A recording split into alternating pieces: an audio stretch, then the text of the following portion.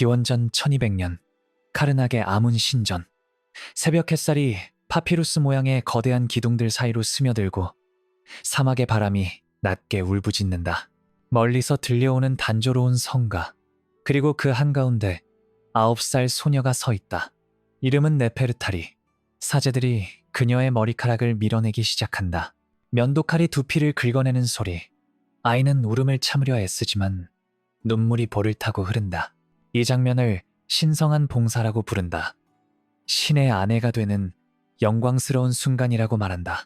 하지만 진실은 이건 영광이 아니라 제도화된 착취였다. 이건 봉사가 아니라 노예화였다. 그리고 이건 한두 명의 이야기가 아니다. 수천 명의 소녀들과 여성들이 신의 종, 신의 아내, 신성한 숭배자라는 아름다운 이름 뒤에 갇혀 살았다. 언어는 감옥을 궁전처럼 보이게 만드는 마법이다. 네페르타리의 아버지는 하급관리였다. 그는 딸의 손을 잡고 신전으로 걸어왔다. 빛 때문이었다. 나무 판자에 새겨진 셈 표시들, 봉인된 파피루스 계약서. 신전은 채권자였고 지주였고 법정이었다. 가족에게 이건 명예로 포장되었다. 우리 딸이 신을 섬기게 되었다라는 자부심. 하지만 아이에게 이건 버림받음이었다. 아버지는 고개를 숙이고 사제에게 뭔가를 속삭이고 뒤돌아 나간다. 네페르타리는 그의 등을 바라본다. 그가 멀어진다. 사라진다. 다시는 보지 못할 것이다. 나이 많은 여사제가 다가온다. 그녀의 얼굴은 돌처럼 굳어있다. 네페르타리가 흐느끼자 손이 날아온다. 뺨을 때리는 소리가 기둥 사이에서 메아리친다. 신의 종은 울지 않는다.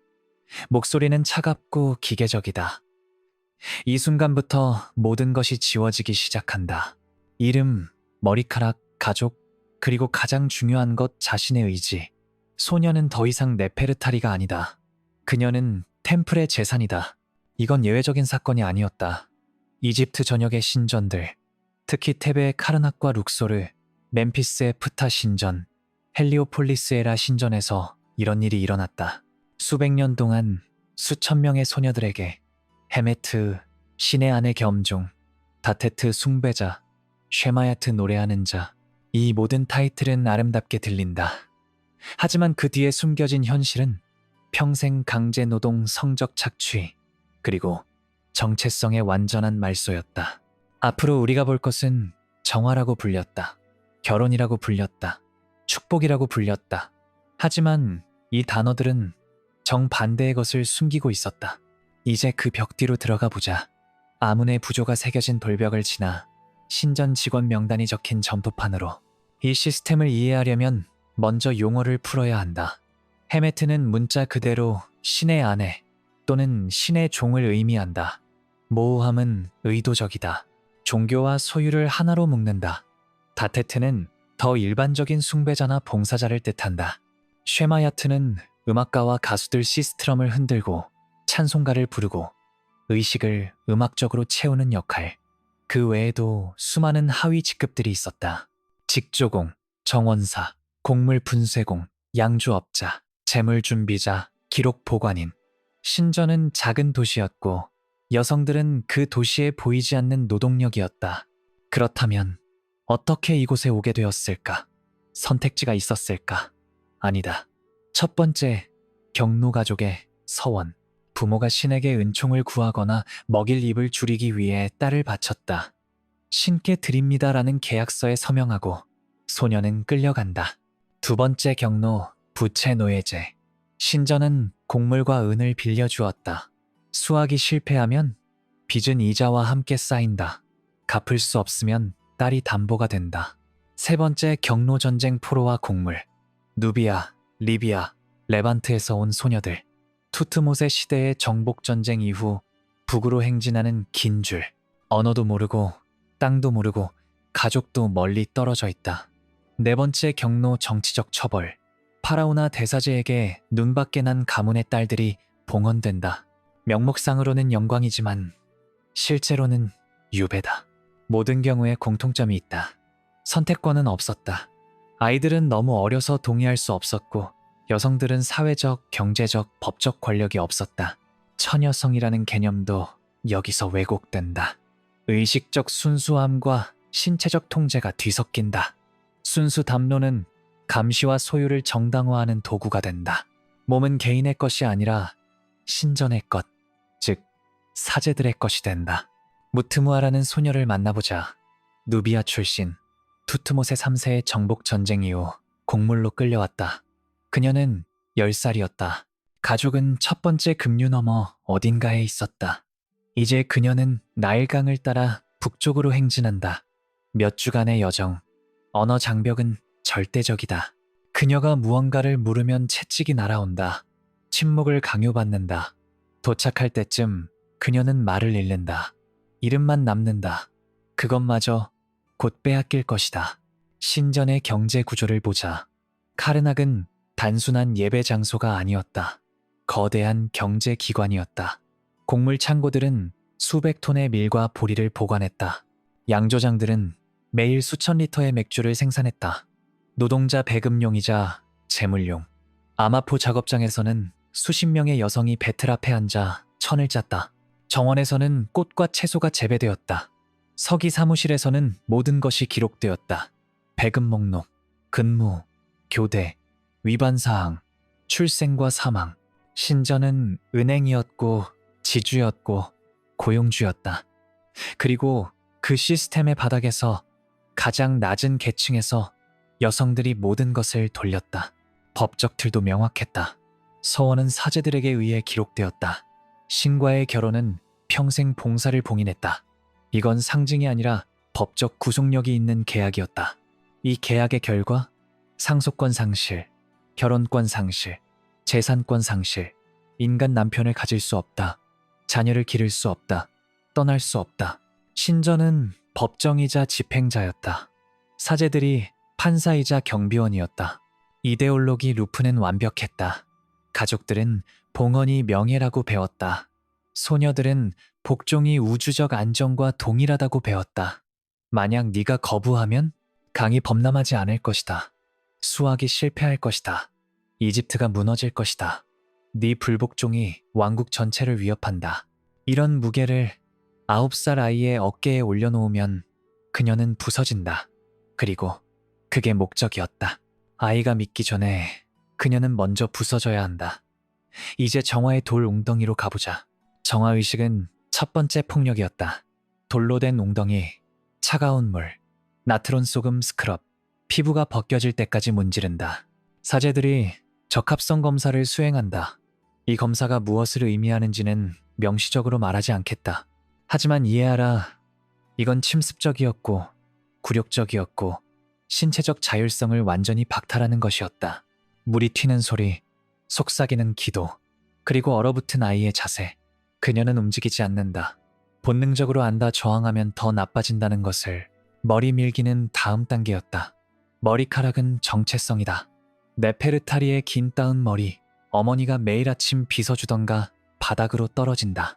면도칼이 지나가고 두피가 드러난다. 거울을 주었다. 이집트 청동 거울. 표면이 흐릿하지만 충분히 명확하다. 네페르타리는 자신을 본다.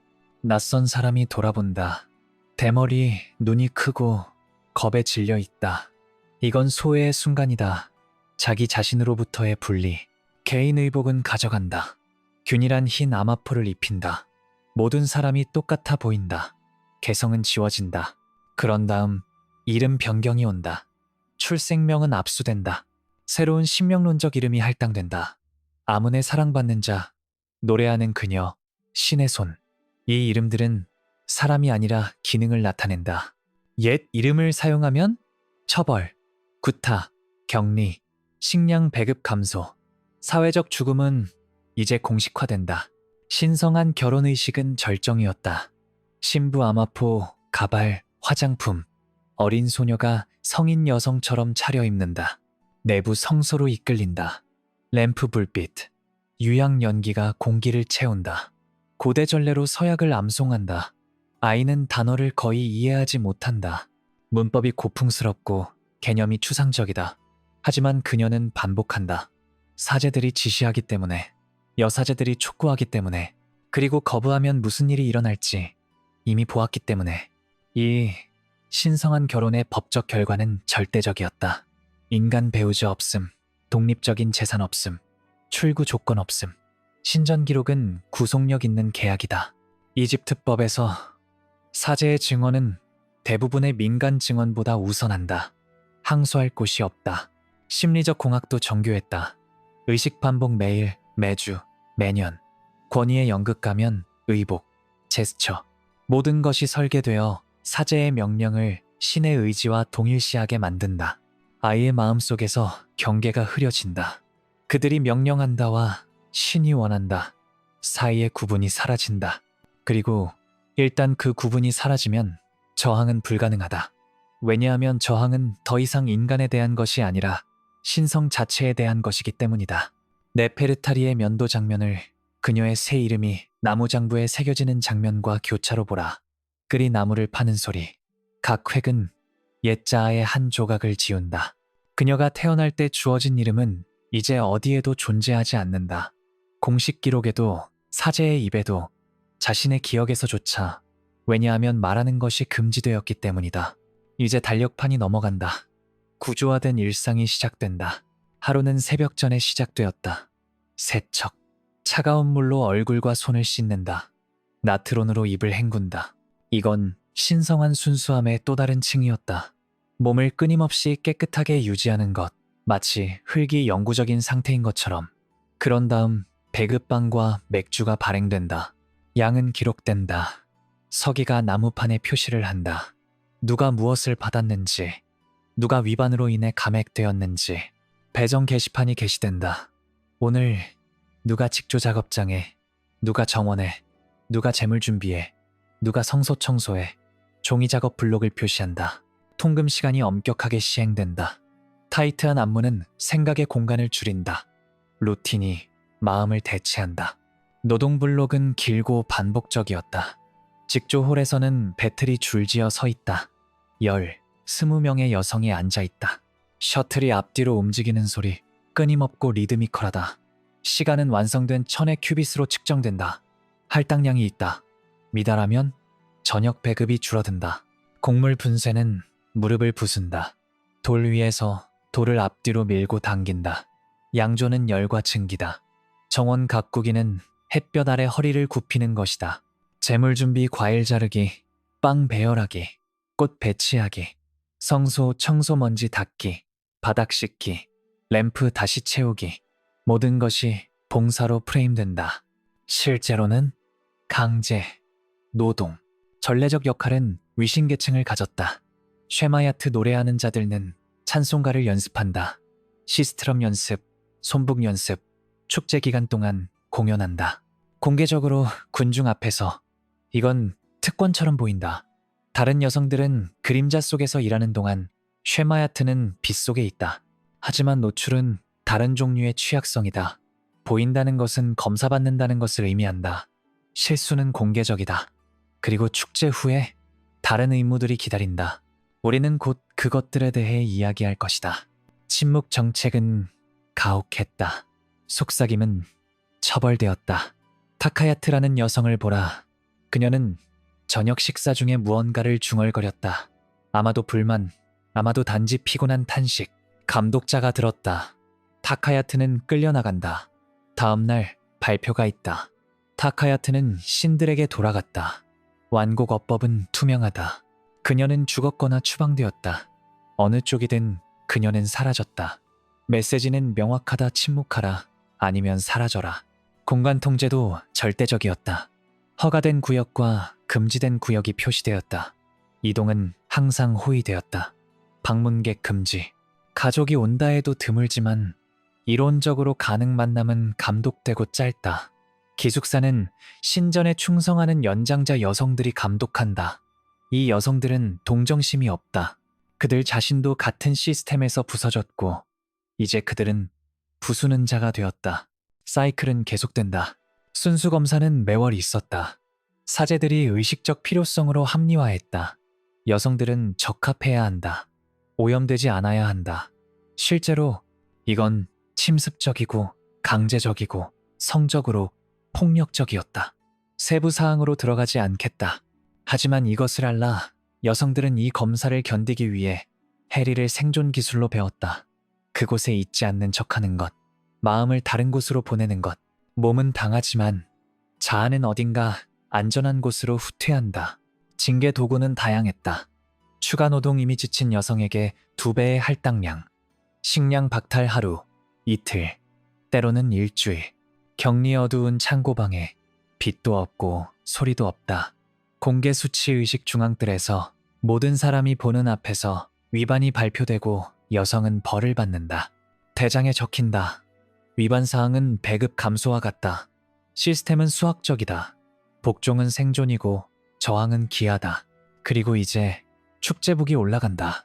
다른 종류의 의식적 의무가 다가온다. 신화는 우주 질서와 다산을 위한 재현을 말한다. 시적 찬송가는 신이 그의 집에 들어간다고 노래한다. 잠긴 문과 병치된다. 이데올로기적 설정은 완벽하다. 신성한 결혼, 신성한 결합, 세계를 유지하는 신비. 하지만 그 시적 언어 뒤에는 무엇이 있을까? 강제. 의상과 소유는 극장이었다. 대사제는 신의 복장과 가면을 입는다. 아문의 머리, 황금 칼라, 왕실 지팡이. 그는 더 이상 인간이 아니라고 주장한다. 그는 그릇이다. 신이 그를 통해 말하고 행동한다. 합창단이 노래한다. 정당성을 암호화한다. 신이 왔다. 신이 그의 신부를 부른다. 음악, 유향, 어둠, 모든 것이 현실감을 왜곡하도록 설계되었다. 선택 메커니즘은 냉혹하게 계산적이었다. 그루밍, 특별한 관심, 특별한 배급, 부드러운 말, 의식, 목욕, 향유로 기름칠하고 깨끗한 옷으로 갈아입히고 다른 여성들의 시선, 연민, 두려움, 안도. 그들은 안다. 모두가 안다. 선택된 사람은 혼자 성소로 걷는다. 성소 장면. 의복이 명령으로 제거된다. 아이가 움츠러들면 조수들이 억제한다. 신성 모독과 국가적 재앙의 위협이 두려움을 무기화한다. 만약 네가 거부하면 강이 범람하지 않을 것이다. 수학이 실패할 것이다. 이집트는 혼돈에 빠질 것이다.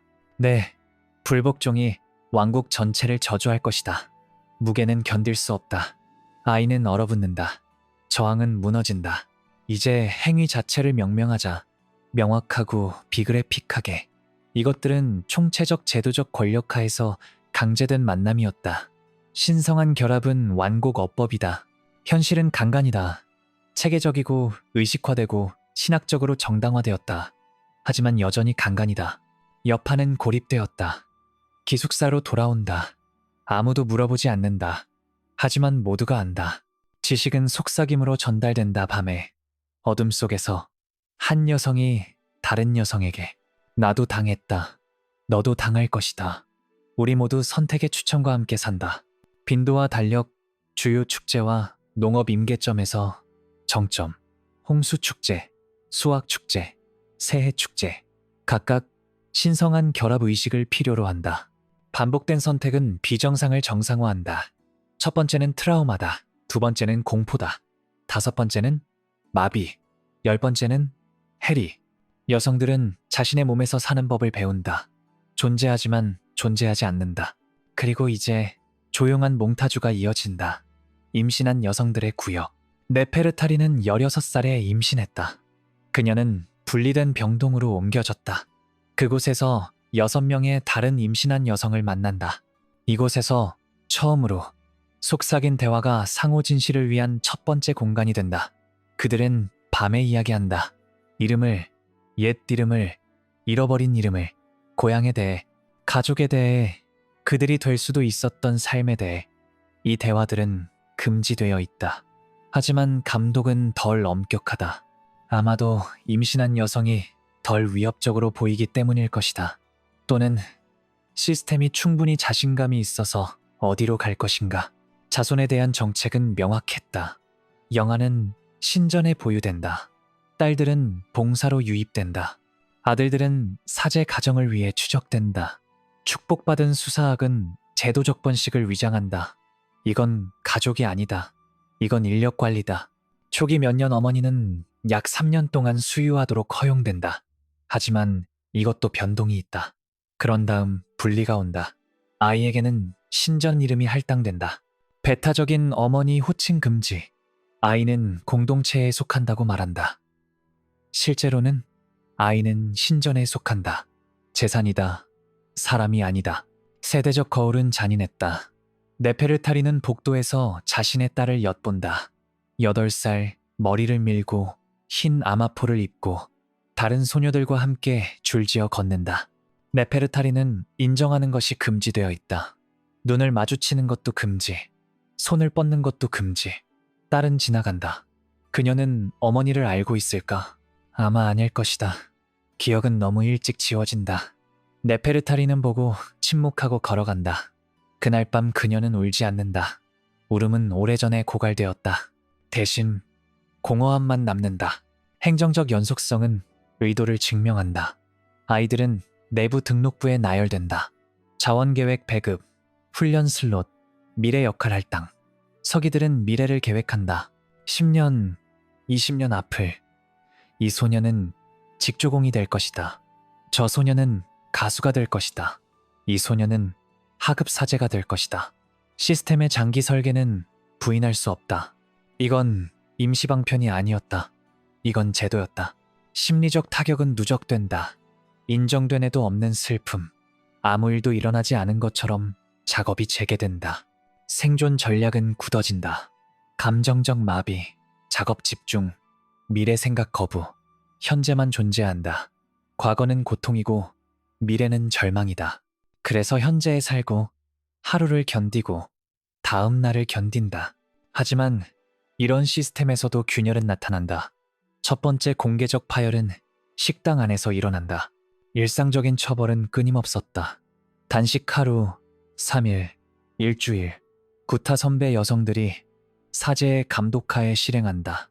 막대기, 손바닥, 때로는 채찍, 격리 어두운 방에 몇 시간 또는 며칠 동안 모든 것은 교정을 통한 정화로 프레임된다. 실제로는 고문, 자본 공포는 더 희귀했지만 더 강력했다. 사막으로의 봉헌, 혼돈으로의 귀환, 탈출, 거부, 신성모독에 대한 처벌, 경작선 너머로 추방, 세트의 영역으로 후트마이테의 경우를 보자. 후트마이테는 30살이었다. 20년 넘게 신전에서 어느 날 저녁 배급줄에서 그녀가 말한다. 크게, 이것은 봉사가 아니다. 이것은 감옥이다. 우리는 노예다. 신들은 우리를 보호하지 않는다. 사제들이 우리를 사용한다. 침묵이 내려앉는다. 모든 사람이 얼어붙는다. 순간 동안 진실이 공기 중에 걸려있다. 그런 다음 사제들이 온다. 후트마이테는 붙잡힌다. 즉시 폭력적으로 그녀는 끌려나간다. 다음날 아침 모든 여성이 외벽으로 행진한다. 강제 증인. 후트마이테는 동쪽 문 밖으로 끌려간다. 사제들이 그녀를 사막으로 몰아낸다. 공수들이 모든 귀환 시도를 막는다. 그녀는 걷는다. 비틀거린다. 뒤를 돌아본다. 계속 걷는다. 결국 그녀는 시야에서 사라진다. 열, 갈증, 탈진이 나머지를 할 것이다. 교훈적 광경 시신은 묻히지 않은 채 남겨진다. 추모 금지. 그녀의 이름은 기록에서 지워진다. 메시지는 절대적이다. 저항은 죽음을 의미한다. 그리고 죽음만이 아니라 영원한 파괴를. 왜냐하면 적절한 매장 없이는 사후 세계도 없기 때문이다. 영혼도 없다. 영원한 무도 없다. 완전한 말소. 하지만 의도하지 않은 효과가 있다. 순교자의 기억은 명료함의 씨앗을 뿌린다. 일부 여성들은 이제 이데올로기를 베일로 본다. 후트마이트의 말들이 울린다. 이것은 감옥이다. 용기는 진실의 신성함으로 제정이 된다. 거짓말에 순응하는 것이 아니라 진실을 말하는 것. 미시 저항이 나타나기 시작한다. 이중 의미의 찬송가 표면적으로는 신을 찬양하지만 숨겨진 의미를 가진 가사. 우리는 어둠 속에서보다.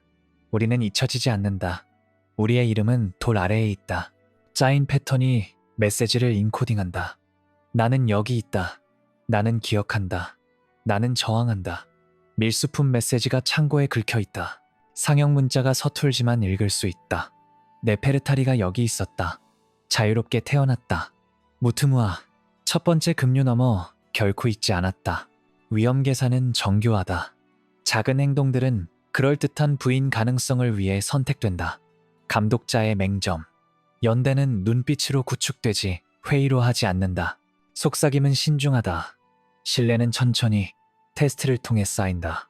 하지만 그것은 존재한다. 시스템이 모든 것을 분쇄했다고 믿지만 뭔가가 생존한다. 인간 연결, 저항의 불꽃, 그리고 이제 만년의 결말과 기억의 정치로 넘어간다. 죽음 의례는 최종 말소였다. 신전 여성들을 위한 익명의 매장, 공동 구덩이, 최소한의 의식, 가족 무덤 없음, 비석 없음, 이름 없음. 유용성이 끝나면 기억도 끝난다. 시신들은 무표 구덩이에 던져진다. 몇 마디 기도, 그리고 덮인다. 다음, 네페르타리는 약 52세에 끝난다. 43년의 봉사 후 그녀에 따른 애도가 금지된다. 공식적으로 네페르타리는 숫자다. 장부의 항목, 여성 봉사자 번호 247, 사망, 교체 필요. 제도적 연속성은 슬픔을 무시한다. 하지만 비밀 금성문이 생존한다. 좁고 빠른 낙서, 나는 자유롭게 태어났다. 우리가 사람이었음을 기억하라. 무트무아의 최종 비문을 보라. 첫 번째 급류 너머 어두운 저장실 구석에 긁혀 있다. 무트무아, 어머니의 이름은 아만 이샤키테. 내 고향은 첫 번째 급류 너머. 나는 노예로 왔다. 나는 결코 잊지 않았다. 나는 누구였는지. 손으로 긁은 상형 문자들. 서투르지만 읽을 수 있다. 돌에 새겨진 거부, 고고학적 상상력. 이런 속삭임이 어떻게 생존할 수 있었을까? 어두운 구석, 재사용된 창고, 팔림세스트 벽. 기록의 부재는 정책의 결과지 자비의 증거가 아니다. 신전행정은 이 여성들의 개별 이야기를 보존하지 않았다. 의도적으로. 그들은 숫자였고 기능이었고 교체 가능했다. 윤리적 관람. 오늘 관광객들은 카르나게 기둥들을 감탄한다. 가이드들은 파라오 목록을 암송한다. 람세스 2세가 이것을 지었다. 투트모세 3세가 이것을 확장했다. 그들이 말하지 않는 것은 이 돌들이 누구의 노동으로 닦였는지, 이 성소들에서 무슨 일이 일어났는지, 이 벽들이 어떤 비명을 들었는지 공간을 다시 가르쳐야 한다. 아름다움과 폭력은 돌 속에서 공존한다. 현대의 유사성은 불편하다. 제도들이 순수 언어로 통제를 신성화한다. 종교적 권위, 가부장적 권위, 국가 권위, 명예, 의무, 봉사, 순결. 이 단어들이 권력을 위장하는 곳이라면 어디든 집중된 신성한 권위에 대한 회의주의가 왜 시민적 미덕인지 이해해야 한다. 신학이 책임을 대체하는 곳에서는 학대가 번성한다. 돌들은 여전히 기억한다. 만약 우리가 듣기만 한다면, 만약 우리가 표면 아래를 본다면, 만약 우리가 공식 역사가 아니라 지워진 목소리를 듣는다면, 네페르타리는 거기에 있었다. 무트무아는 거기에 있었다. 후트마이테는 거기에 있었다. 그리고 수천 명의 다른 사람들 이름이 없고 묻히지 않았고 공식적으로 잊혀졌지만 여전히 응시하는 사람들에게는 존재한다. 비판적 역사는 편안하지 않다. 그것은 경의를 파괴한다. 그것은 기념물을 복잡하게 만든다. 그것은 영광스러운 과거라는 단순한 이야기를 거부한다. 하지만 그것은 필요하다. 왜냐하면 지워진 삶은 여전히 삶이기 때문이다. 그들의 고통은 여전히 고통이다. 그리고 그들의 기억은 여전히 중요하다. 우리가 기념물을 걸을 때 우리는 무엇을 보는가? 위대함을 보는가? 아니면 그 위대함을 가능하게 한 사람들의 대가를 보는가? 우리는 건축의 천재성을 축하하는가? 아니면 돌 위에 땀과 피와 눈물이 묻어 있음을 인정하는가? 역사는 선택이다. 우리는 권력의 이야기를 말할 수 있다. 왕들과 사제들과 정복들, 또는 우리는 생존의 이야기를 말할 수 있다. 이름 없는 자들, 착취당한 자들, 저항한 자들, 나는 후자를 선택한다. 왜냐하면 이 여성들은 침묵을 받을 자격이 없기 때문이다. 그들은 기억될 자격이 있다. 그들의 이야기는 불완전하고 단편적이고 그림자에서 재구성되었지만 들릴 자격이 있다. 언어는 여전히 무기다. 신성한, 순수한, 축복받은, 봉사. 이 단어들이 권력 불균형을 숨기는 곳이라면 어디든 우리는 질문해야 한다. 누가 이익을 얻는가? 누가 대가를 치르는가?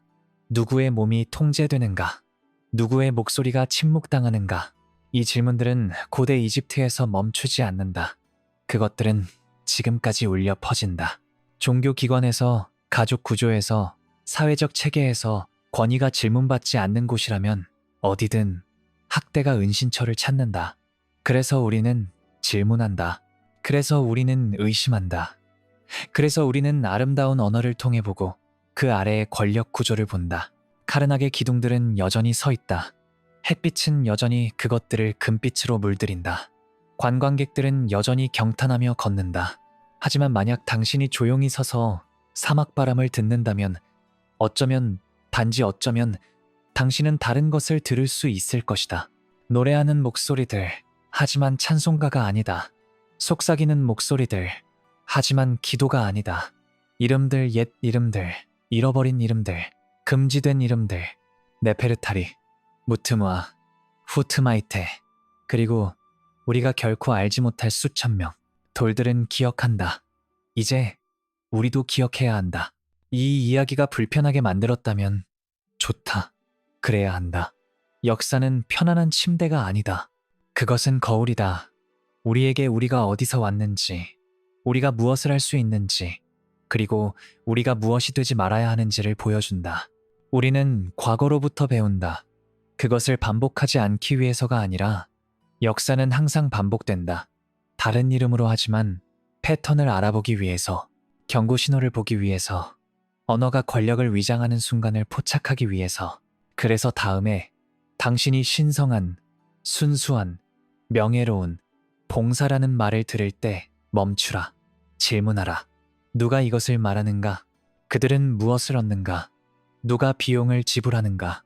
그 단어들 아래에 무엇이 숨겨져 있는가? 왜냐하면 돌들은 기억하기 때문이다. 그리고 이제 당신도 기억한다. 이 영상이 마음에 드셨다면 좋아요 버튼을 눌러주세요. 과거에 더 많은 이야기를 원하신다면 구독 버튼을 눌러주세요. 숨겨진 역사, 불편한 진실, 그리고 우리가 기억해야 할 목소리들. 이 채널은 그것들을 빛으로 가져옵니다. 채널을 지원하고 새 영상에 대한 조기 액세스를 원하신다면 멤버십 프로그램에 가입하는 것을 고려해주세요. 그리고 댓글로 여러분의 생각을 공유해주세요. 학대의 기념물에 어떻게 접근해야 할까요? 오늘날 어떤 패턴을 보시나요? 대화를 계속합시다. 왜냐하면 침묵은 권력이 원하는 것이기 때문입니다. 그리고 우리는 더 이상 침묵하지 않을 것입니다.